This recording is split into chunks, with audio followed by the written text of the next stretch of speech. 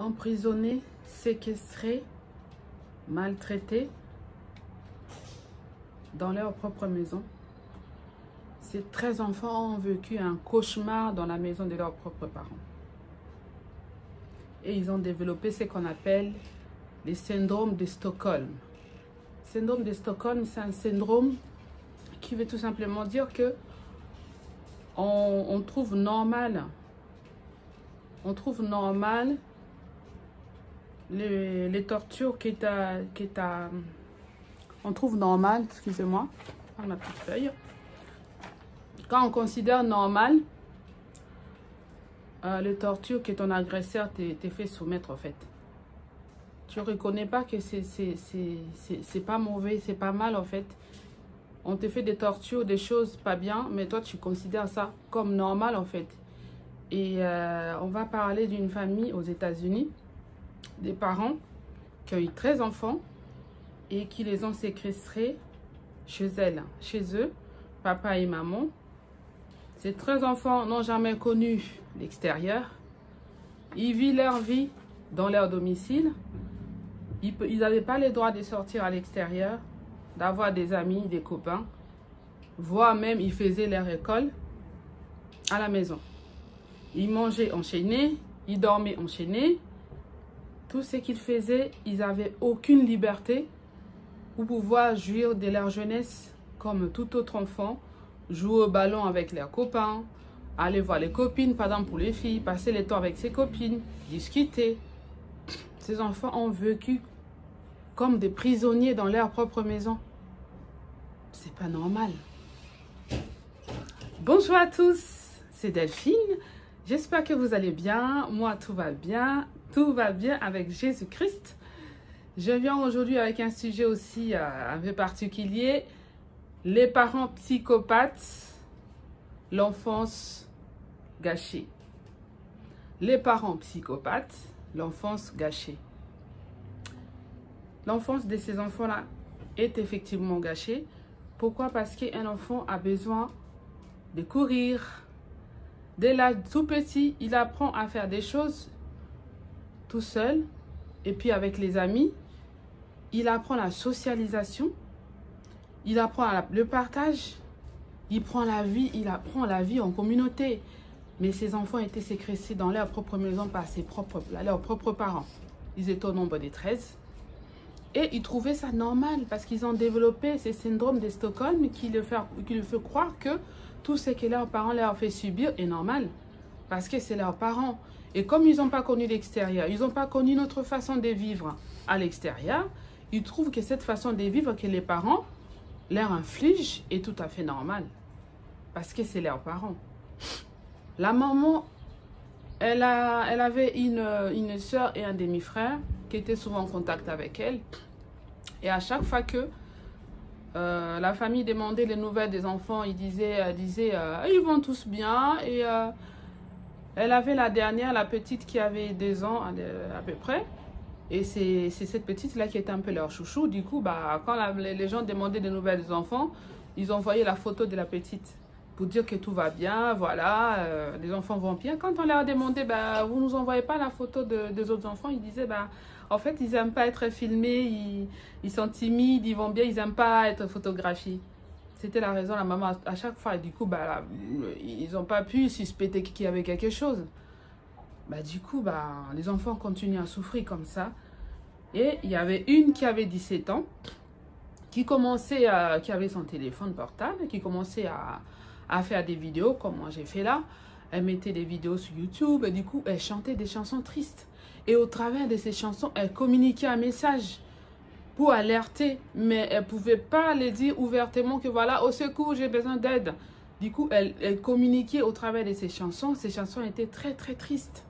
Et on ne comprenait pas les messages. On ne peut pas comprendre les messages codés comme ça. Et un jour, cette petite fille, elle a eu le courage.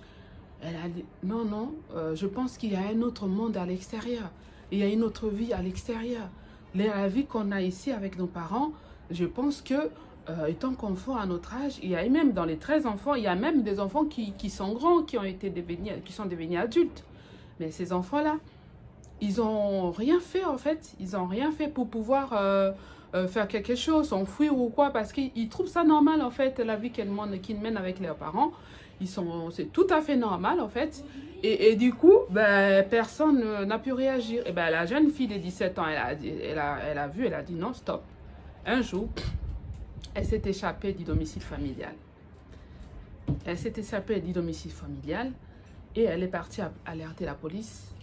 La police a débarqué donc dans la maison familiale et a trouvé tous les enfants séquestrés, les enfants enchaînés comme des prisonniers dans leur propre demeure. Et les parents ont été arrêtés, interpellés par la police américaine et ils ont été jugés et je pense qu'ils ont été condamnés, ces deux parents.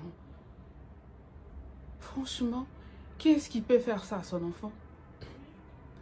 Qu'est-ce qui peut faire ça à son enfant? À la limite, tu mets un enfant au monde, tu ne veux pas de cet enfant-là, à la limite, donner à l'orphelinat pour faire désirer parents pour d'autres personnes qui cherchent à avoir des enfants qui n'arrivent pas. Qu'est-ce qui s'est passé dans la tête de ces deux parents? Des fois, nous, les mamans, on est souvent protectrices. Quand les papas, ils ont un peu tendance à être un peu sévères. Nous, on est toujours là à calmer les choses. Mais là, c'est le contraire. Et la maman et les papas sont ensemble pour séquestrer leur propre enfant. C'est des psychopathes, ils vont pas bien. Qu'est-ce qui se passe dans la tête de ses parents? Comment on peut faire ça? Subir des tortures à son propre enfant. Cette vidéo, c'est pour interpeller jeunes filles, jeunes garçons, tout enfant qui se retrouve dans la même situation que les enfants de cette famille. Vous ne devez pas considérer les tortures que vous faites faire vos parents comme normales. Il faut signaler.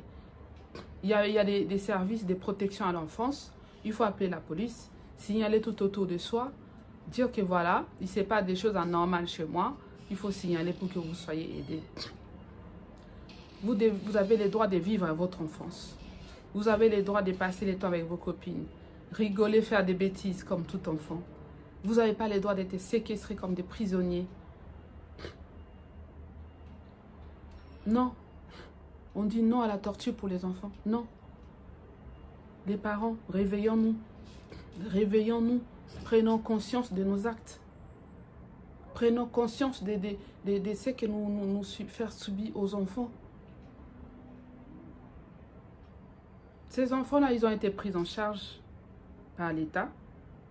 La famille, c'est-à-dire la fille et le fils, le frère, demi-frère de la dame qui a été arrêté avec son mari. Du coup, ils ont pris, comme il y avait 13 enfants, ils ont pris chacun 3, 4 enfants chacun pour les élever, 2, 3 plutôt, pour les élever, pour les aider à avoir, à donner un sens à leur vie. Et les autres enfants ont été placés, bien sûr, dans les familles d'accueil, après avoir subi des examens sanguins, des analyses médicaux pour pouvoir voir si, est-ce qu'ils ont contracté... pendant ces années, ils ont contracté des maladies, autre chose.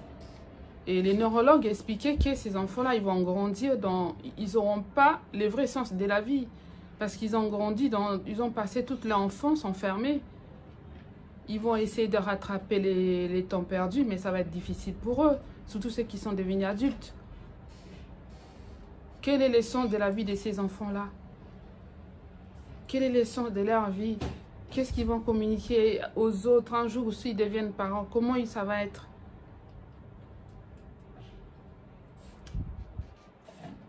C'est triste. C'est très triste. Les syndromes de Stockholm, beaucoup d'enfants les vivent. Ils trouvent que c'est normal. Mais non, c'est pas normal. C'est juste que parce que tu as vécu dans ça longtemps et que c'est devenu ta vie et que tu trouves que en fait c'est normal. Mais non, c'est pas normal. C'est pas normal du tout. Du tout, c'est pas normal. Si tu as subi de telles choses, de telles tortures par tes parents, il faut les signaler. Il faut les signaler à la police. Il faut appeler. Il faut signaler aux proches pour que vous soyez pris en charge. Les enfants, ils ont droit à une vie normale. Pas à une séquestration, à une vie ratée, à une enfance ratée. Et c'est très difficile.